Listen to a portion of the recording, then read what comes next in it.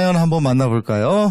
네, 저는 중학교 때 축구를 시작해서 반복적으로 정강이에 피로 골절이 생겼습니다. 네, 축구 이외에 다른 진로는 생각해 본 적이 없었지만 제 욕심만으로 동료들에게 피해를 줄 수 없어 결국 축구를 그만뒀습니다. 좌절에 빠져 있을 때 우연한 기회에 심판 교육을 받게 됐고 선수 때는 알지 못했던 또 다른 세계를 알게 됐습니다.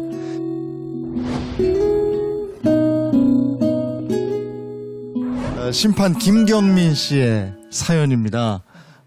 언제 축구를 시작하셨죠? 언제부터? 전 중학교 2학년 때부터 축구를 시작했고요. 네. 그리고 고등학교, 대학교 모두 체육 특기생으로 입학을 했습니다.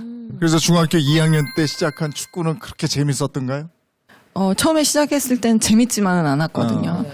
많은 사람들이랑 이렇게 합숙을 하면서 네. 단체 생활을 하는 건 또 처음이었고 네. 그냥 내가 하고 싶어서 했던 거니까 네. 이렇게 티를 많이 못 냈었던 것 같아요. 네. 근데 고등학교 때 부상을 했게 돼요?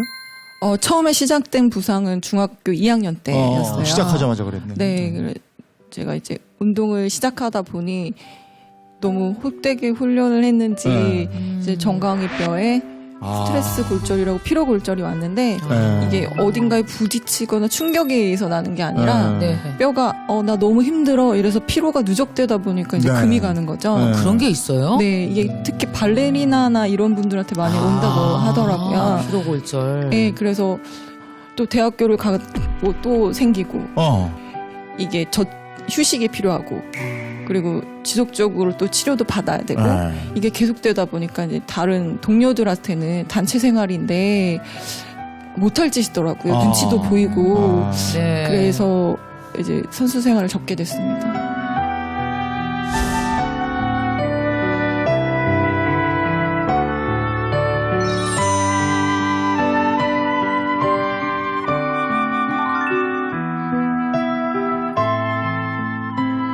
축구밖에 없었는데 막막했을 거고 그 다음에는 어떤 새로운 결심을 하게 되는 겁니까?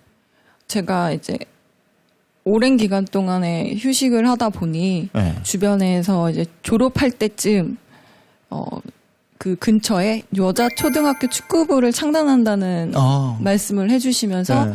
이제 여자 초등학교니까 여자 선생님이 가서 아이들을 지도해보는 게 어떻겠냐라고 네. 조언을 해주시더라고요. 네. 그래서 저도 좀 무섭기는 하지만 내가 좋아하는 축구를 계속할 수 있다는 생각에 네. 흔쾌히 또 해보겠다고 말씀을 드렸었어요.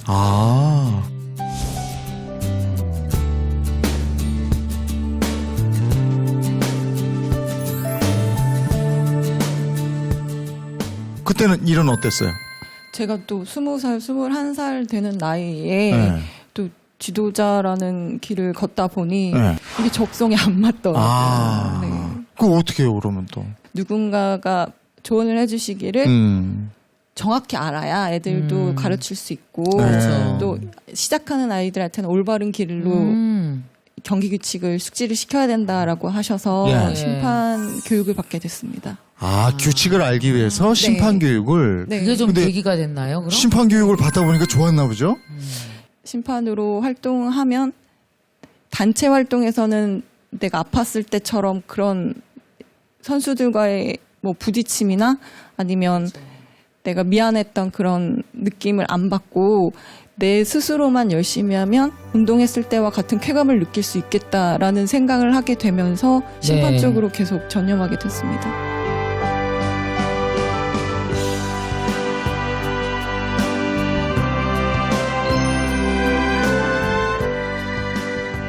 그럼 심판 자격은 언제 따서 언제부터 활동을 하신 거예요? 저는 2004년부터 국제 심판을 시작했고요. 네, 21년 차 심판입니다. 그래요?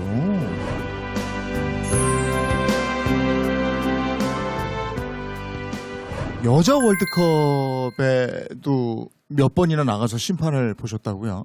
제가 21년 차가 되다 보니까 네. 지금 현재 4번째 월드컵에 다녀왔고요. 마지막 월드컵이 프랑스였습니다. 그 심판이라는 게 그게 필기 시험만 통과한다고 되는 게 아닐 텐데 이게 체력도 대단해야 된다고 들었는데. 네, 저는 국제 심판을 같이 하고 있기 때문에 경기 규칙이라는 책자를 공부를 해서 이론 시험을 볼 뿐만 아니라 네. 영어 시험도 봐야 되고 네. 또 체력적으로는 뭐 실기로 경기에 투입돼서 혹은 체력 테스트라는 시험을 매년 보면서 네, 그렇게 준비를 해야 합니다. 아, 매년 체력 시험을 따로 또 봐요? 네, 국제 심판 시험도 마찬가지고 체력 네. 테스트도 매년 이슈해야 합니다. 그래서 매년 해서 그 체력이 안 되면 아웃 이렇게 되는 거예요? 맞습니다. 오, 심판 자격이 있는데도? 네. 아, 그래요? 그 매번 긴장을 해야 되는 거네, 그러면요? 네, 맞습니다.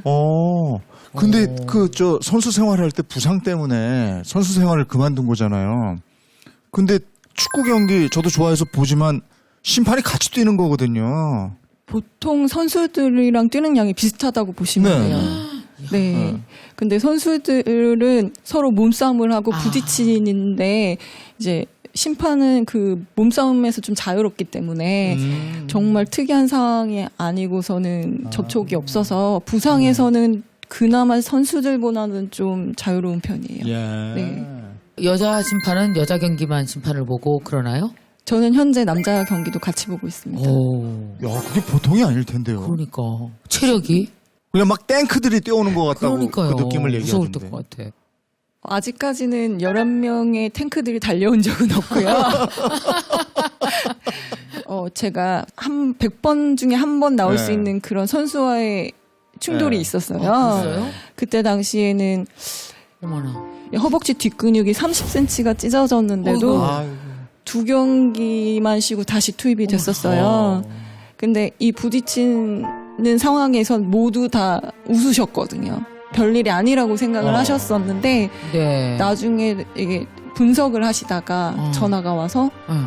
심할 것 같은데 괜찮냐라고 물어보셔서 오히려 더 힘겹게 그 해를 마감했던 기억이 있어요. 아, 그랬군요. 이게 심판이라는 게 지금 이런 체력적인 문제도 그렇지만 이게 또 공정해야 되고 그렇죠. 눈썰미도 보통 눈썰미가 아니어야 되더라고요. 딱 보고 알아야 되잖아요. 그러게요. 그래서 판정십이라는 것도 있는 거고 여기서 오는 스트레스 같은 것도 있을 거고.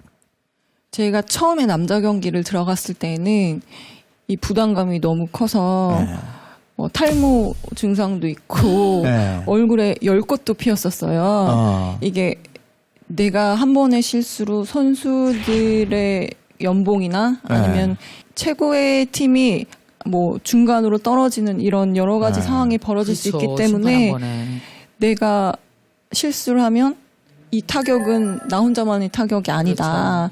이런 부담이 너무 컸던 것 같아요. 그때 당시에는. 정신적으로 좀 이렇게 스트레스가 많고 마음이 복잡하고 그럴 땐 누가 좀 옆에서 그렇게 좀 조언도 하고 도와줘요?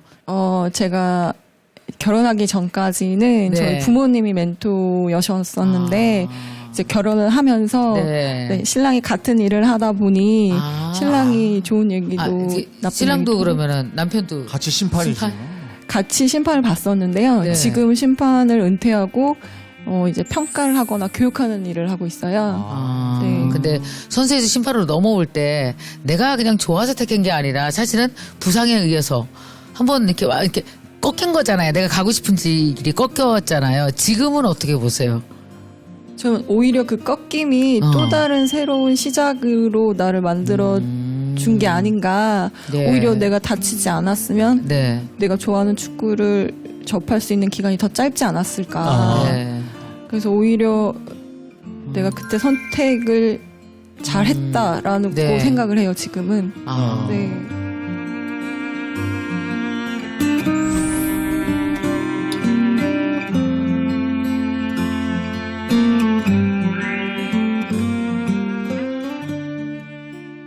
자, 또 다른 길을 가고 있는 분이 있죠. 네. 고향이 프랑스예요. 그리고 프랑스를 떠나서 네. 한국에서 생활하고 있습니다. 얼마나 됐죠? 저는 올해 네. 13년째입니다. 13년째 한국 생활을 하고 있고요. 한국어 능력 시험도 보고 네. 또 한국사. 한국사 시험까지 봤다고 제가 들었어요. 네네, 맞아요. 저는 한국어 능력 검정 시험? 네. 네. 3년 전에 비자를 갱신하기 위해서 필요했었던 거라 저는 그때 도전을 했고, 네, 그거 땄고요. 그리고 최근에는 네. 작년에 한국사 능력 검정 시험을 이제 도전을 해서 네, 작년 1급 따게 되었어요.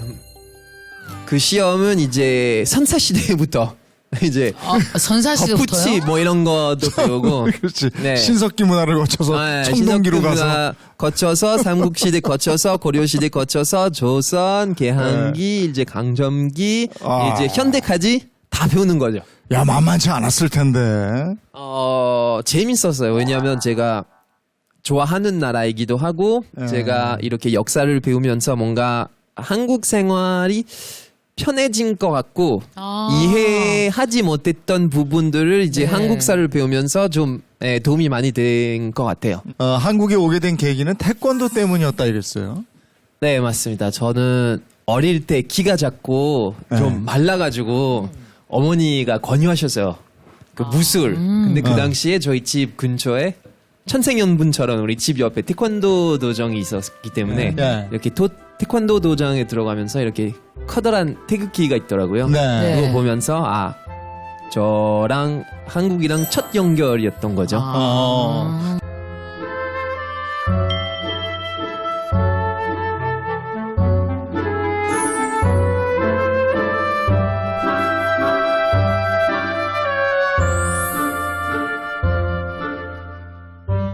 태권도를 하면서 그 1년에 한 번씩 프랑스로 파견 오는 그 태권도 시범단이 있었거든요. 한국 분들이. 근데 그분들이 퍼포먼스를 하면서 한국 음악을 틀고 그래서 저는 그 당시에 K-pop 1세대 접하게 되었어요.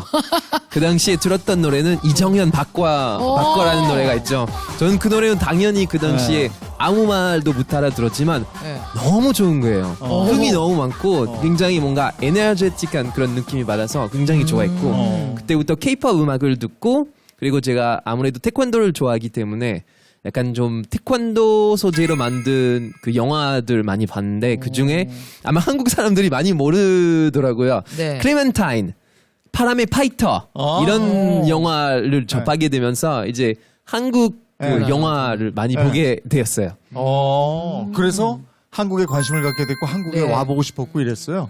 네네. 뭔가 자연스럽게 한국 그 문화를 접하면서 네. 한 10살, 14살 때부터 한국이라는 나라 좀 한번 가봐야겠다. 네, 이런 생각을 늘 가지고 있었던 거죠. 그리고 한국에 처음에 와본 건 몇 살 때였습니까? 그 당시에 제가 만으로는 22살이었거든요. 네. 여행 목표는 당연히 태권도. 그 태권도의 나라에서 저는 제가 태권도 사랑하는 전주국에 가보자. 너무 사랑해서 정말 태권도는 그 나라에서 해야 된다. 그런 생각을 가지면서 한국에 네. 왔는데 네. 너무 좋은 거예요. 태권도도 물론 좋고 어. 태권도 같이 하는 친구들도 많이 사귀고 정말 천국 같았어요. 저에게. 정말 한국이라는 나라에 대한 많이는 몰랐어요. 근데 와보니까 정말 저에게 너무 천국 같은 거예요. 근데 여기서 1차 여행 끝나고 다시 프랑스로 갔었고 거기서 취직하지 않고 한국에 다시 돌아오게 되는 거예요? 한국으로 다시 왔어요? 프랑스로 돌아가서 대학교 졸업을 하고 예. 졸업하자마자 사실 마지막 시험 친 다음 날에 바로 한국행 또 비행기 왔어요? 타고 또 왔어요. 네. 아니 그렇게 좋았어. 뭐가 그렇게 좋았을까? 그러게요. 그 프랑스로 돌아갔을 때 정말 우울증이 왔더라고요. 어머나. 너무 한국 음식도 먹고 싶고 한국 친구들도 보고 싶고 이 전생에 한국 사람이었네. 그랬네. 네. 그죠? 그런 거 족보 같아요. 좀 알아봐야겠네요. 그래서 이제 다시 와서 한국어를 배우면서 태권도를 하면서 네. 이제 한국에서 모델 활동 저도 하게 되었어요.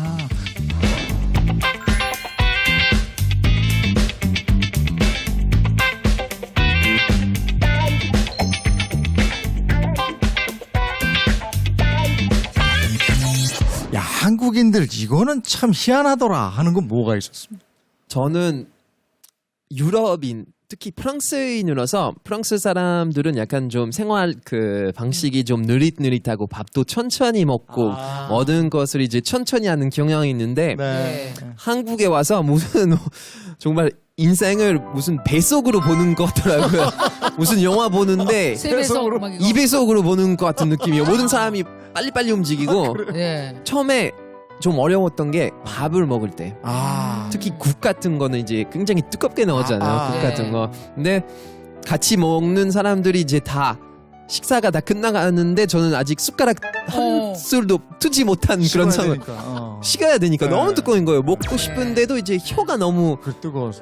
뜨거워서 그런 힘든 점이 있었죠. 지금은 지금은- 잘 먹지만. 지금은 어때요? 완전 다 빨리빨리 적응하셨어요? 지금 제가 1순위. 제일 빨리 먹어요. 1등이에요, 1등. 빨리빨리 나가야지. 예. 김경민 씨도 외국에 자주 나가지 않아요? 네, 코로나 이전에는 그렇죠. 자주 나갔었는데요. 시합도 있고 그러니까. 네. 저 프랑스에서도 한 달 이상 지내본 적도 있고요. 저는 외국에 그렇게 한 달씩 나가 있으면 집에 너무 가고 싶거든요. 한국 음식도 그립고 맞아요. 지금 누워 있는데 이곳이 눈을 떴으면 한국이었으면 내 집이었으면 생각이 들 때가 있어요. 네. 근데 이렇게 오래 다른 타국을 자기 나라처럼 생각하고 지내신다고 생각하니까 너무 대단하신 것 같아요. 네. 저도 외국에 한 달 있으면 한국 음식 먹고 싶어요. 똑같아요. 지금 생각해 보시면 그럼 왜 그 나라마다 살아야 되는 어떤 능력이 있잖아요. 그 나라에 더 적응 잘하고 더 거기서 유능하고 그래서 살게 되는데 지금 생각해 보면 내가 프랑스에서 사는 거랑 한국에서 사는 거랑 어디가 더 재밌게 더 유능하게 살 수 있는 것 같아요? 어느 나라가? 어려운 질문이죠. 왜냐하면 제가 뭐 기획대로 이렇게 프랑스에서 뭐 취직하고 생활을 했으면 뭐 행복했을 수도 있어요. 근데 저는 다른 길을 선택해서 그렇죠. 그 인생이라는 게 사실 계획대로 되지는 않아요. 아마 맞아요. 많은 사연들 이렇게 들으면서 저 새삼 깨닫게 되는데 저도 마찬가지예요. 지금은 제가 워낙 원래 가려고 했던 방향은 아니지만 네. 지금은 한국에 살면서 굉장히 행복하고 만족감도 느끼면서 제가 가야 하는 방향인 것 같아요. 스스로 느껴지기에는. 네.